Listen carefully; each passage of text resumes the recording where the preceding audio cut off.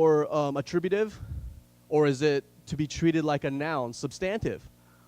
Okay? So the last week I've been looking over this, okay? Looking over this, researching this, finding out what other people are saying when it comes to these adjectives. And a lot of scholars say that these adjectives should be taken more like a noun than a regular adjective. Zuck and Volvers, they say that these three qualities, the good, the perfect, the acceptable, these three qualities are not attributes of God's will as the NIV and some other translations imply. Some of the NIV version, I believe, says, then we will know God's will, what his will is, his good, pleasing, and perfect will, I believe is how the NIV kind of words it. Okay, good, pleasing, and perfect will. Well, what's happened when we understand it this way as adjectives, as straight adjectives describing God's will, it's kind of led some to fall into some strange ideas, some strange doctrines, okay?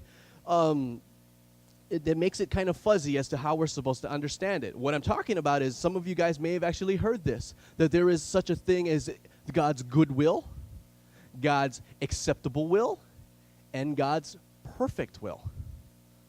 Okay, God's good will, it's like, well, it's not really what God wants, but he's okay with it. So this is his good, the good will. It's good enough. Okay, and then you got the second stage of God's will. This is acceptable. It's not really what God wants, but it's acceptable enough. He can live with it. Or you've got God's perfect will, and this is for sure what God wants. Well, as you see, it can get kind of funny, kind of confusing as to these wills, the good will, the acceptable will, and the perfect will. I remember the first time I experienced this belief system, okay, this belief as to the good will, the acceptable will, and the perfect will, is when I was actually wanting to date this girl. And I go up to her one day after we had been spending some time with each other. I said, you know what, I'd like to take this relationship a step further. Let's take it a step further. You know, I like you. I think you like me. We've been hanging out, having a great time. Maybe we should become an item. Okay, maybe we should make this happen. Let's start dating. Let's become boyfriend and girlfriend. And strangely enough, she comes up and she says, well, this is the thing, Shane. She goes, I think that right now if we started dating, it would kind of fall into the goodwill. Okay, God's goodwill. You know, not perfect, not acceptable, maybe God's goodwill. And, you know, and I don't want to operate outside of God's perfect will. So, you know, let's just, you know, see what happens. I just, you know, the goodwill, I don't want to live in the goodwill. I want to live in the perfect will. And I'm sitting there just listening to this going, well, what does that mean? What does that mean when it comes to dating? You know, when it comes to actually boyfriend, girlfriend, dating, seeing if this is the person you're going to spend the rest of your life with, the good, the acceptable, and the perfect. And so I remember going home that night and just being like, God, you know, I really like this girl. What needs to happen here? I guess she's kind of putting it on you. Is what needs to happen? What do I need to do? What needs to happen to me in order for me to become the perfect will? What has to happen for me to become perfect?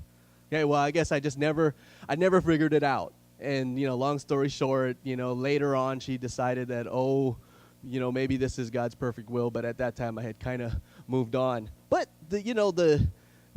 the doctrine or the belief actually kind of stuck with me, and I remember I used to start using this when we would judge certain, or when certain females that we would come into contact with, it'd be like, hey, so what do you think about so-and-so?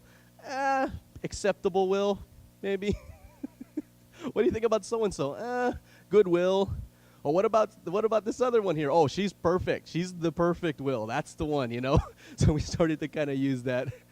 But it doesn't do anything but just cause more confusion.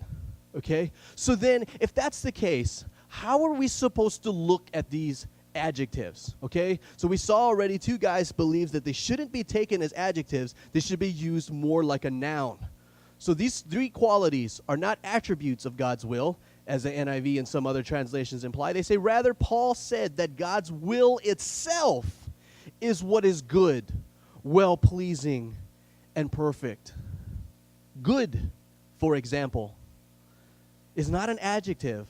God's good will, but should be taken more like a noun. It's the substantive, okay, like a noun. God's will is what is good.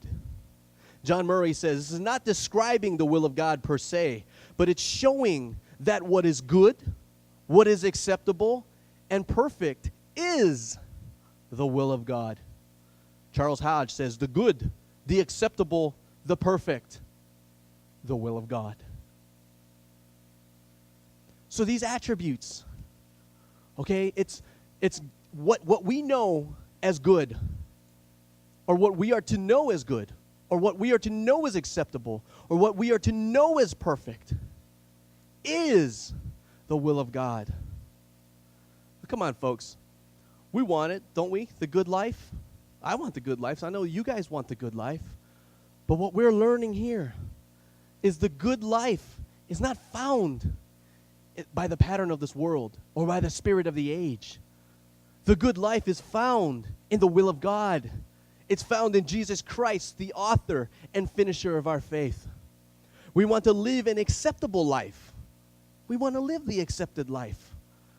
But what we know as acceptable is the will of God, found in Jesus Christ, the author and perfecter of our faith. Perfection. We'll take it if we can get it.